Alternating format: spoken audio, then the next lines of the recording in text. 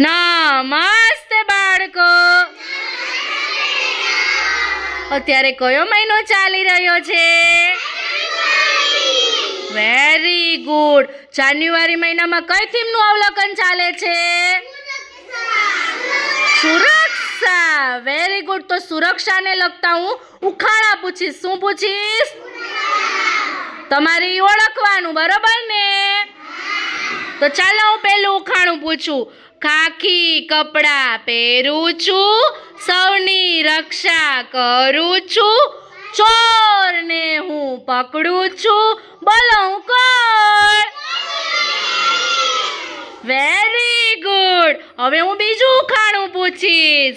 સફેદ કોટ પહેરું છું, દવા સૌને આપું છું, સાજા સૌને કરું છું, બોલો હું કોણ?